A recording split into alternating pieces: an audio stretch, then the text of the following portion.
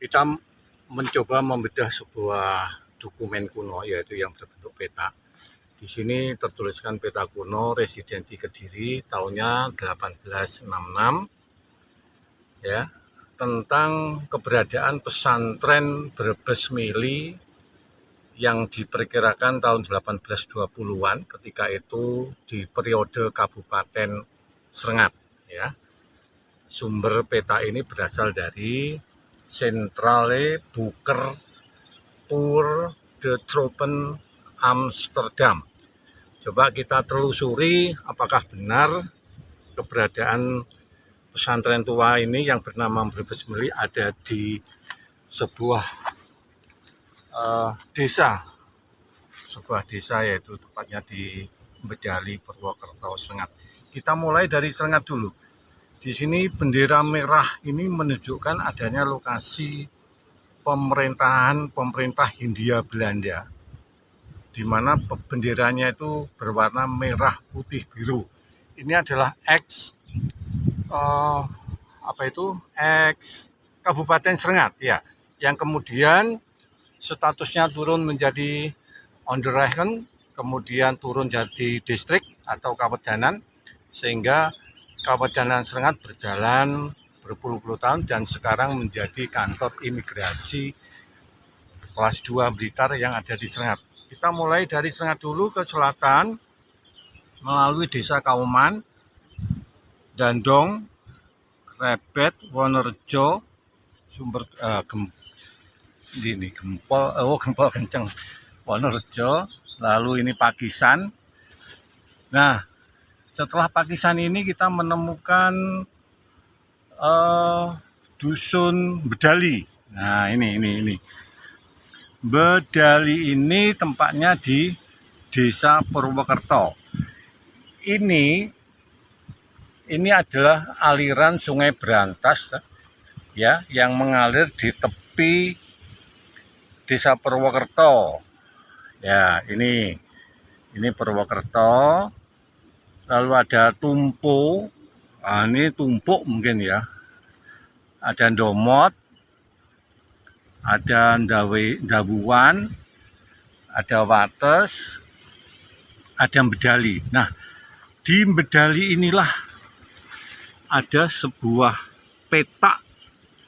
Ini menunjukkan adanya sebuah pemukiman yang sangat besar sekali, namanya pesantren, ya, yang kemudian secara kejadian tertentu masyarakat menamai bahwa ini adalah pesantren Brebes Mili tepat di pinggir sungai.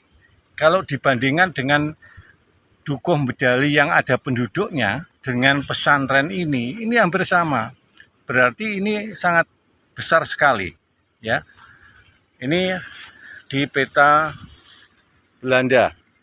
Ya, kemudian peta ini mengembang 26 tahun kemudian, ya, akhirnya tercipta lagi peta yang lebih baru lagi, yaitu tahunnya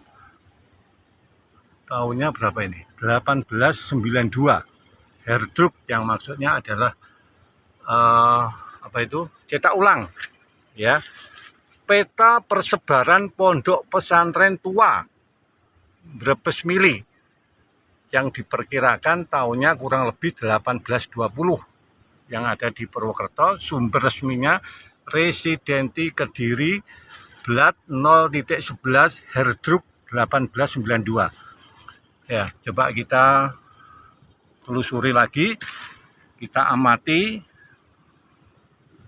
Nah, ini, ya, ini pesantren yang peta coklat ini kan tepat di pinggir Kali Brantas, mepet ini, ya, mepet. Dan arsir ini menunjukkan bahwa pemukiman penduduk, sedangkan garis merah ini adalah menunjukkan perbedaan geografis, namanya gampeng. Kalau di sini lebih tinggi, yang di sini ada lebih rendah. Sedangkan titik-titik ini adalah jalan terabasan setapak, ya. Nah, kira-kira kenapa kok ada pesantren tua yang diperkirakan sebagai lokasi persebaran pesantren-pesantren lainnya yang di wilayah Blitar itu dari sini ya. Kita buktikan lagi adanya 3 aulia yang tokoh ya, sekaligus tokoh ulama yang membuktikan bahwa di sini di pesantren Brebes Mili itu ya, yaitu tokoh tersebut adalah dimakamkan di sini ya, di daerah ini, di lokasi X Brebes Mili ini. Nah, coba kita sekarang menuju ke lokasi Brebes Mili yang pada saat ini. Nah, ini ya. Ini ada sebuah lorong jalan. Ini dari sisi utara dari Masjid Baitul Hasanah yang merupakan renovasi pergeseran perpindahan lokasi yang dulunya adalah dari masjid yang ada di Brebes Mili. Lorong jalan Brebes Mili menuju ke makam. Ya, kita turun, coba kita masuk. Nah, ini joglonya. Ya. Joglo daripada makam 3 aulia yang menandakan bahwa mereka dulu sebagai tokoh ulama di pondok pesantren ini, yaitu 3 itu siapa? Mari kita lihat. Nah, 3 tokoh aulia Brebes Mili. 1 yaitu Syekh Hasan Mujahid, Syekh Abdullah Sa'ban, dan Syekh Muhammad Asrori. Nah, ini makamnya. Ya. Jadi kalau kita lihat ini tepat di pinggir Kali Brantas yang ada di Dusun Medali, Purwokerto, Serengat, Blitar. Nah, kita lihat lokasinya seperti apa sih Brebes Mili itu? Ya, kita lihat. Nah, ini lokasi daripada pesantren Brebes Mili yang dulunya pernah jaya dan sudah menyebarkan berapa puluh atau berapa ratus santrinya yang sehingga menjadi tokoh-tokoh ulama, sehingga membuka pesantren-pesantren lainnya yang ada di wilayah Blitar. Lalu Kali Brantasnya yang mana ini? Coba kita cari Kali Brantas, katanya mepet. Ya. Ya. Nah, ini. Kita turun menapak jalan setapak. Nah, ini Kali Brantasnya. Berarti memang betul-betul mepet sesuai dengan peta yang buatan dari pemerintah Hindia Belanda itu tadi, yaitu pada tahun 1866 dan dikembangkan lagi menjadi cetakan ulang tahun 1892. Nah, ini. Nah, ini adalah Kali Brantas ya. Nah, itu ini langsung. Nah, sekarang kira-kira kita pernah berpikir kenapa kok di lokasi ini ada pesantren yang sangat besar sekali. Ketika itu memang setelah pasca Perang Diponegoro tanggal 28 Maret 1830, lokasi ini yang sebelumnya sudah ada, maka dibanjiri lagi oleh kedatangan para migran, yaitu para pengikut Diponegoro yang terdiri dari strata sosial, yaitu bangsawan, priayi, laskar, pedagang, petani, dan rakyat jelata. Dan bangsawan dan priayi itu pada umumnya menutup diri, tidak mau statusnya kelihatan, karena kalau ketahuan oleh Belanda akan dibunuh.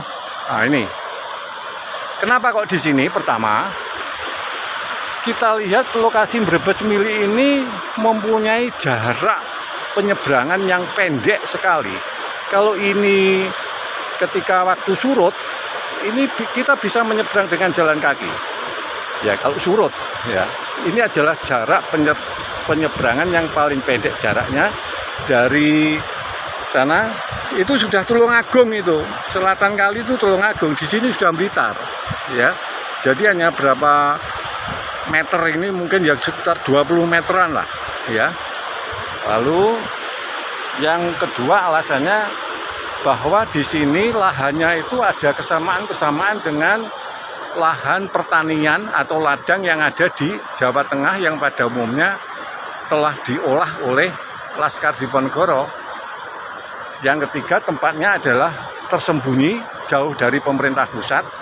Pemerintah pusatnya ada di Pendopo, Kabupaten Srengat. Dan yang keempat alasannya adalah penggalian sumber mata airnya itu mudah dan lebih dangkal.